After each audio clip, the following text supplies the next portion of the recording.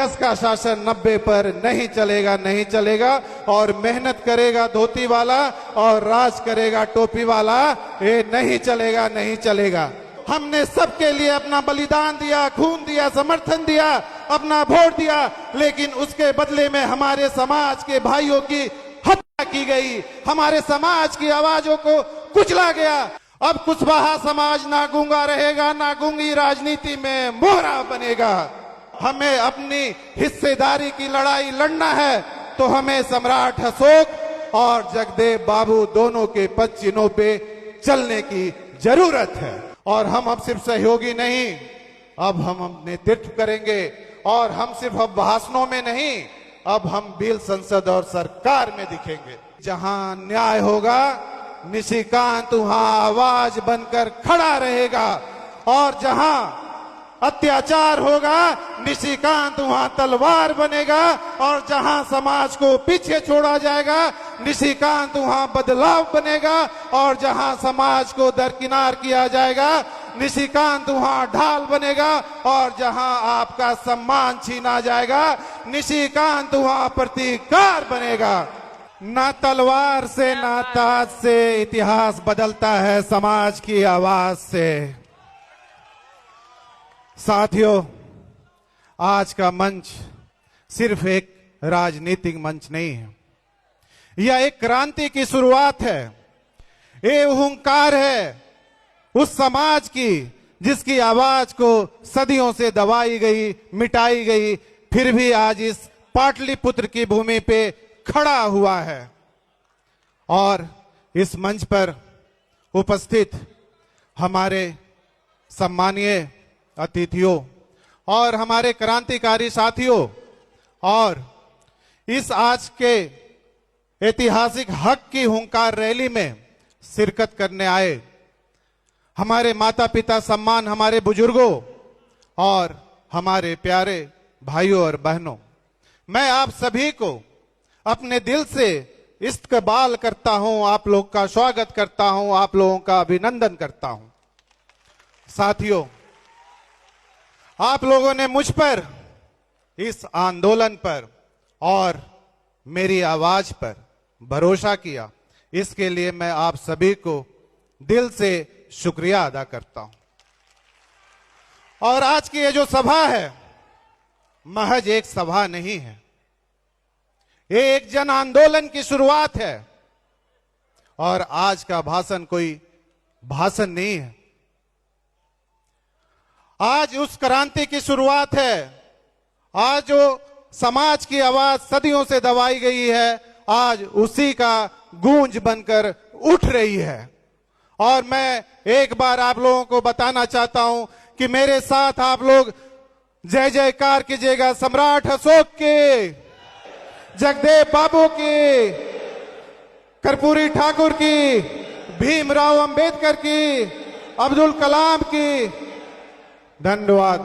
आप लोगों का यही ताकत और आप लोगों का यही प्यार और आप लोगों का यही साथ और आप लोगों का यही समर्थन मुझे इस लड़ाई में ताकत देने का काम करती है। साथियों, आज का यह जो दिन है इतिहास में दर्ज होने वाला दिन है, क्योंकि ये रैली सिर्फ एक रैली नहीं है, ये हक की हुंकार है और वो पुकार है जिस न्याय के लिए सदियों से हमारे समाज की आवाजों को बदलता गया, कुचला गया। और आज वो धधकता हुआ सच है जिसको आज यहाँ के सत्ताधारियों ने हमारी आवाज को कुचलते गए, लेकिन आज इस पाटलिपुत्र की भूमि पे फिर से खड़ा हुआ है। और आज इस बापू सभागार के हॉल से उस दबी हुई आवाज को गजरने आए हैं। और यह जो आवाज है सिर्फ मेरी आवाज नहीं है साथियों, यह आवाज उस हर माँ की है जो अपने बेटी को खोया है, ये आवाज वो हर पिता की है जिसने अपने जवान बेटा को खोया है, ये आवाज उस बहन की है जो आज भी अपने आप को असुरक्षित महसूस करती है, और ये आवाज उस हर बिहार के युवा की है जो अपने पेट पालने के लिए दूसरे शहरों में पलायन करता है।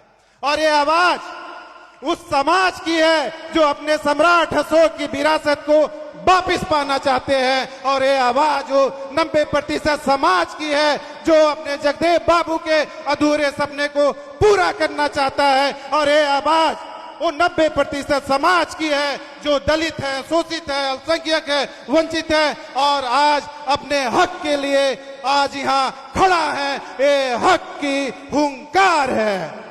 साथियों, हम जब भी इतिहास की तरफ देखते हैं, जब भी हम इतिहास की तरफ देखते हैं तो सबसे पहले अपने सम्राट अशोक की छवि याद आती है। सम्राट अशोक एक ऐसे शासक थे जिन्होंने सिर्फ तलवार से नहीं बल्कि न्याय और धर्म और विचारों से इस देश का नेतृत्व किया था और शासन किया था। सम्राट अशोक अपनी पूरी जिंदगी लोगों के लिए समर्पित किया, करुणा के लिए, सेवा के लिए, धर्म के लिए और न्याय के लिए। सम्राट अशोक एक ऐसे महान शासक थे जिन्होंने अपने राज सिंहासन को जन सेवा का मंच बना दिया था और उनका जो शासन था वो न्याय, धर्म और जन कल्याण पर आधारित थी। और आज जब हम एक नई राजनीति चेतना का आरंभ कर रहे हैं तो हमें वही सोच को लाने की जरूरत है जो कभी सम्राट अशोक हम लोगों के लिए लेकर आए थे। जन कल्याण की सोच और नीतियों में जन सेवा की सोच। लेकिन ये हमारे समाज की विडंबना है कि जिस सम्राट अशोक ने इस देश पर अपना नेतृत्व किया, आज उनके इतिहास को, उनके विरासत को हम संजो नहीं पाए और उनके इतिहास और विरासत को हमने किताबों में बंद कर दिया और अपनी हक की लड़ाई के लिए यहां के सत्ता के गलियारों में खो दिया। साथियों, और साथ ही साथ हमारे नायक, हमारे आदर्श जगदेव बाबू को भी भूलने की जरूरत नहीं है। जगदेव बाबू एक नेता नहीं थे, वो एक आंदोलन थे, वो एक विचार थे, वो एक मशाल थे। उन्होंने कहा था जिसकी जितनी संख्या भारी उसकी उतनी हिस्सेदारी। और यह सिर्फ एक नारा नहीं था, एक सामाजिक न्याय की हुंकार थी। और उन्होंने सीधे और साफ कहा था कि 10 का शासन 90 पर नहीं चलेगा, नहीं चलेगा। और मेहनत करेगा धोती वाला और राज करेगा टोपी वाला, ये नहीं चलेगा, नहीं चलेगा। साथियों, जब यहां के सत्ताधारी जगदेव बाबू की आवाज को दबाने की कोशिश की तो उन्होंने अपने खून को मिट्टी में मिला दिया और हमेशा के लिए शहीद हो गए। लेकिन उनके जो विचारधारा है, आज भले ही जगदेव बाबू हम लोगों के बीच एक शारीरिक रूप से मौजूद नहीं, लेकिन उनकी जो विचारधारा है आज भी हर गांव में, हर गली में, हर मोहल्ले में, हर किसी के दिल में जिंदा है। और आज फिर से अगर कोई लड़ाई हम लोग लड़ने जा रहे हैं तो जगदेव बाबू का सपना अधूरा नहीं रहना चाहिए, क्योंकि उन्होंने कहा था प्रतिनिधित्व में समानता चाहिए और संसाधनों में हिस्सेदारी चाहिए। और हमारे जगदेव बाबू की सच्ची श्रद्धांजलि तभी होगी जब हम उनके पद चिन्हों पर चलने का काम करेंगे, क्योंकि उन्होंने ही हम लोगों को हक की परिभाषा सिखाई थी। और अगर हमें सत्ता में आना है और हमें अपनी हिस्सेदारी की लड़ाई लड़ना है तो हमें सम्राट अशोक और जगदेव बाबू दोनों के पद चिन्हों पे चलने की जरूरत है। साथियों, एक सवाल बरसों से मेरे सीने में दबी है और मेरी आत्मा मुझसे सवाल करती है कि क्या हमारे समाज को वो हक और हिस्सेदारी मिली जिसके हम हकदार थे? साथियों, तो इसका जवाब आप सभी को पता है। हमने सबको सत्ता में बैठाने का काम किया, हमारे हाथों ने सबके सपने को आकार दिया, लेकिन यहां के सत्ताधारियों हमेशा हमें विकास से दूर रखने का काम किया। चुनाव आए, वादे हुए, वादा किया गया तुम्हें तुम्हारा हिस्सेदारी मिलेगा, लेकिन चुनाव आए और उनके वादे टूटे। ना तो हमें सत्ता में भागीदारी मिली और ना ही तो राजनीति में इतनी हिस्सेदारी मिली। हमने सबको सत्ता में बैठाने का काम किया, लेकिन बदले में हमें सिर्फ और सिर्फ उपेक्षा मिली। साथियों, हमने सबके लिए अपना बलिदान दिया, खून दिया, समर्थन दिया, अपना वोट दिया, लेकिन उसके बदले में हमारे समाज के भाइयों की हत्या की गई, हमारे समाज की आवाजों को कुचला गया। अब बस, अब और नहीं। अब कुशवाहा समाज ना गूंगा रहेगा, ना गूंगी राजनीति में मोहरा बनेगा। साथियों, मैं निशिकांत सिन्हा, आपका बेटा, आपका भाई, आपका दोस्त, आपका सिपाही, मैं कोई नेता बनने नहीं आया। मैं सिर्फ और सिर्फ आपकी आवाज बनने आया हूं, आपका आत्मसम्मान बनने आया हूं, आपका प्रतिकार बनने आया हूं। और साथियों, मैं यहां कोई राजनीति समझौता करने नहीं आया हूं। मैं यहां कोई राजनीति समझौता करने नहीं आया हूं। मैं आपके हक और हिस्सेदारी की लड़ाई लड़ने आया हूं, आपका सम्मान को दिलाने आया हूं। और मैं आप लोगों को वादा करता हूं कि जहां न्याय होगा, निशिकांत वहां आवाज बनकर खड़ा रहेगा, और जहां अत्याचार होगा, निशिकांत वहां तलवार बनेगा, और जहां समाज को पीछे छोड़ा जाएगा, निशिकांत वहां बदलाव बनेगा, और जहां समाज को दरकिनार किया जाएगा, निशिकांत वहां ढाल बनेगा, और जहां आपका सम्मान छीना जाएगा, निशिकांत वहां प्रतिकार बनेगा। साथियों, अब हम सिर्फ जातीय गणना तक नहीं सीमित रहेंगे, हम अब मुख्य निधि निर्धारक बनेंगे।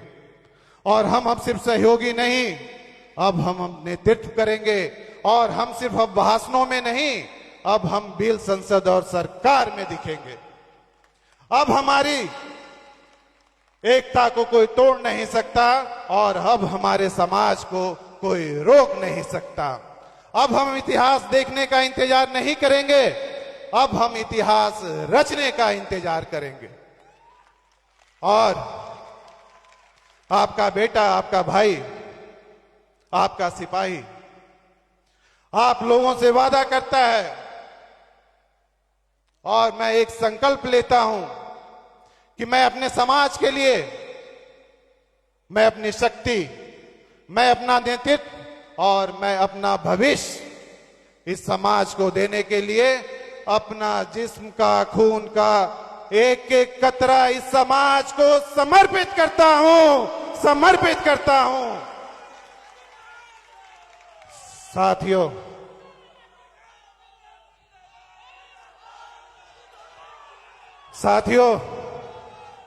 आप लोगों का यही प्यार और यही समर्थन मुझे इस लड़ाई में ताकत देती है।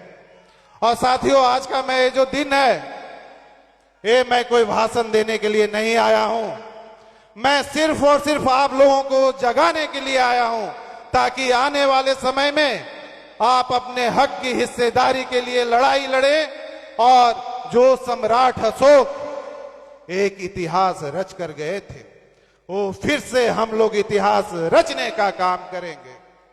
और हम लोग जो बोलते हैं, हमारा समाज जो बोलता है कि हम सम्राट अशोक के वंशज हैं और जगदेव बाबू के अनुयायी है, सब झूठ, सब झूठ। अगर आप सच में सम्राट अशोक के वंशज होते तो आप दूसरे का झंडा ढोने का काम नहीं करते। सम्राट अशोक के वंशज कभी भी दूसरे का झंडा नहीं ढोए, तो हम फिर किसी और का झंडा और किसी का झोला क्यों ढोने का काम करेंगे? हम तो उन्हीं के वंश हैं, हम तो उन्हीं के अंश हैं, और हम जगदेव बाबू के अनुयायी भी हैं। तो हम झंडा ढोने का काम नहीं करेंगे, हम खुद पूरे देश को झंडा ढुलवाने का काम करेंगे। और आने वाले समय में अपना हक और हिस्सेदारी लेकर रहेंगे। इसके लिए आप सभी को एकत्रित होने की जरूरत है। और सिर्फ मैं आप लोगों के लिए अपना सब कुछ छोड़कर, अपना व्यापार, अपना बिजनेस, अपना परिवार, अपना बच्चे, सब कुछ छोड़कर सारा कुछ सिर्फ समाज के लिए मैंने दांव लगाया, ताकि आने वाले समय में हमारा समाज एक मजबूत और एक सशक्त समाज बने।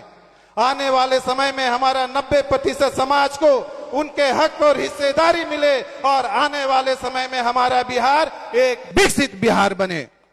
इसके लिए साथियों, आप सभी को अपनी सोच को बदलने की जरूरत है और एकजुट होकर लड़ाई लड़ने की जरूरत है। और मैं किसी से डरने वाला नहीं हूं। मैंने पहले भी कहा था कि अगर मुझे अपने समाज के लिए अपनी शहादत भी देनी पड़ी तो मैं देने के लिए तैयार हूं। सिर्फ और सिर्फ मुझे आपका साथ चाहिए। अब ये जो हमारी लड़ाई है, ये आर पार की लड़ाई है, ये आर पार की लड़ाई है। साथियों, आप लोगों ने देखा है कि पिछले 2 सालों में हमारे समाज की, भाइयों की कितनी हुई है। करीब 2 साल में 200 हुई है। लेकिन कोई भी हमारे समाज के नेता या सरकार इस पर बोलने के लिए तैयार नहीं है। बात सिर्फ हत्याएं की नहीं है, बात सिर्फ एक व्यक्ति की हत्या की नहीं है। बात है कि हमारे समाज की पहचान को मिटाने की कोशिश की जा रही है। बात यह है कि हमारे विरासत को खत्म करने की कोशिश की जा रही है। और इस हत्याएं पे सरकार मौन है, प्रशासन चुप है और न्याय व्यवस्था तमाशा देख रही है। क्या कुशवाहा समाज की जान की कोई कीमत नहीं? क्या हमारे आंसू, हमारे खून, हमारे मातम का कोई मोल नहीं? जब भी हत्याएं होती है, मुख्यमंत्री साहब व्यस्त हैं, सरकार चुप है और हमारे समाज के नेता गायब हैं। और हमारे नौजवान मरते जा रहे हैं। पटना में दिन दहाड़े हमारे समाज के भाइयों को गोली दी जाती है। सीतामढ़ी में हमारे भाइयों की निर्मम की गई। सीतामढ़ी के बाद सासाराम में हमारी स्नेहा कुशवाहा बहन की हत्या करके फांसी पे लटकाया गया और उसके माता पिता को अपनी ही बेटी की लाश देखने की चाहत पूरी नहीं हो पाई। कैसा शासन है, कैसा शासन है जहां नौजवान जिंदा नहीं, बेटी सुरक्षित नहीं और हमारे नौजवान मारे जा रहे हैं। क्या यहां जिंदा रहने का चाहत भी एक साजिश मानी जाएगी? क्या यहां इंसाफ मांगना भी एक गुनाह है क्या? साथियों, जब किसी मां की गोद सूनी होती है तो सिर्फ एक बेटा नहीं मरता है, बल्कि समाज की आत्मा रोती है। और एक मां बोलती है कि मुझे न्याय चाहिए, पर वो मां की आंसू अब ठहरेगी नहीं। अब एक गुस्सा हमारा रुकेगा नहीं। अब हर मां बोलेगी और एक संकल्प लेगी कि मुझे न्याय चाहिए। और हर यहाँ पे युवा बोलेगा मुझे रोजगार चाहिए, हर बेटी कहेगी मुझे सुरक्षा चाहिए, हर व्यक्ति बोलेगा मुझे जिंदगी चाहिए, और बिहार के हर गली मोहल्ले से एक आवाज आएगी मुझे निशिकांत चाहिए, मुझे निशिकांत चाहिए। निष्कांत सिन्हा, निष्कांत सिन्हा। साथियों, कैसा हो, निष्कांत सिन्हा जैसा हो। साथियों, हमने सबको सत्ता में बैठाने का काम किया, हमने सबको सत्ता में बैठाने का काम किया, हमने सबको अपना वोट दिया, लेकिन बदले में हमें बेरोजगारी मिली। हमने लोगों के लिए अपना पसीना बहाया, लेकिन बदले में हमें अपमान मिला। हमने लोगों के लिए भरोसा किया, लेकिन बदले में वादा खिलाफी मिली। हमने तो दूसरों के लिए अपना खून बहाया, लेकिन किसी सरकार ने हमारी समाज की चिंता नहीं की। हमने तो उनके लिए दीवारें उठाई थी, लेकिन किसी सरकार ने एक छत बनाने का काम शांति नहीं में किया। बैठे रहे। साथियों, अब बस, अब बहुत हो गया। अब हम नेतृत्व मांगेंगे नहीं, बल्कि खुद करेंगे। अब हम सिर्फ भीड़ का हिस्सा नहीं, खुद निर्णायक बनेंगे। अब बिहार को बदलने की जरूरत है। बात बदलाव की और बात बिहार की। साथियों, इस 40 सालों में हमने कई सरकारों को देखी। सरकारें आते रही, जाते रही, लेकिन हमारी जिंदगी वहीं की वहीं रुकी रही। 40 साल कोई कम समय नहीं होता है साथियों। हमारे 4 दशक गुजर गए, और हर बार ये वादा हुआ, ये बोला गया विकास होगा, बदलाव होगा, पर क्या हुआ? विकास तो हुआ, पर किसका विकास हुआ? बदलाव तो हुआ, पर किसका बदलाव हुआ? जनता का नहीं, सिर्फ नेता का। अब समय आ गया है, इन 40 सालों का हिसाब दो। आप बोलते हो विकास हुआ है। अगर हमारे बिहार का बेटा दिल्ली में ऑटो चला रहा है, हमारे बिहार का भाई बॉम्बे में गाड़ी चला रहा है, यहाँ का युवा अपना पेट पालने के लिए पलायन कर रहा है, यहाँ का व्यक्ति पंजाब में जाकर मजदूरी कर रहा है, और यहाँ की बेटी बेंगलोर में जाकर नौकरी ढूंढ रही है, और आप बोलते हो विकास हुआ है। अगर इसी को विकास बोलते तो फिर एक किसान इतना मेहनत करने के बावजूद भी कर्ज में डूबा हुआ है। आज एक गरीब परिवार अपने इलाज करवाने के लिए अपना दम तोड़ रहा है, और एक युवा अपने नौकरी के लिए पलायन कर रहा है, और आप बोलते हो विकास हुआ है। विकास तो हुआ है, लेकिन सिर्फ और सिर्फ यहाँ के अखबारों में और होर्डिंग में हुई है, ना कि सच्चाई जनता की विकास हुई है। अब समय आ गया है कि 40 सालों का हिसाब दो और बताओ, बिहार बदला या बस तुम्हारी किस्मत बदली है? साथियों, अब समय आ गया है कि हम बिहार की जनता को एक नया विकल्प दे, और अब समय आ गया है बिहार को एक विकसित बिहार बनाए, और आने वाले समय में हम अपने हक और हिस्सेदारी का हिस्सा लें। इसके लिए आप सभी को एकजुट होकर लड़ने की जरूरत है।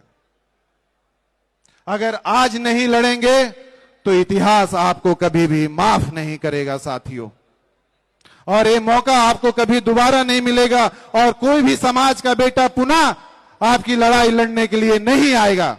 ये आप आज गांठ बांध करके रख लीजिए। और अगर हम चाहते हैं कि 2025 में हम बिहार को एक विकसित बिहार बनाएं और अपने समाज को एक मजबूत समाज बनाएं और 90% लोगों को उनका हक और हिस्सेदारी दें, तो इसके लिए हम सभी को एक मंच पर आने की जरूरत है। मैं आपसे 3 सवाल पूछता हूं। क्या आज हमारे कुशवाहा समाज में एक नए नेतृत्व की जरूरत है या नहीं है? आप लोग बताएं, है या नहीं है? आज हमारे बहुजन समाज को एक नए नेता की जरूरत है या नहीं है? आज बिहार को एक नए विकल्प की जरूरत है या नहीं है? जोर से बोलिए, है या नहीं है? आप लोग क्या कहते हैं कि क्या है, हमें एक नई पार्टी बनानी चाहिए? बनानी चाहिए?